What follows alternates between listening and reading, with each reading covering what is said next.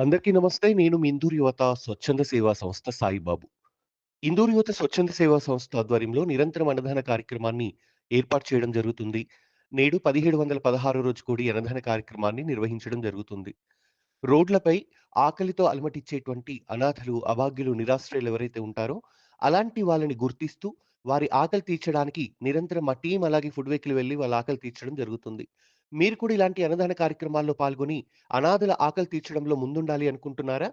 అయితే హిందూ యూత్ స్వచ్ఛంద సేవా సంస్థ యూట్యూబ్ ఛానెల్ సబ్స్క్రైబ్ చేయండి. అన్నదాన కార్యక్రమాల్లో మీరు కూడా స్వయంగా పాల్గొనండి.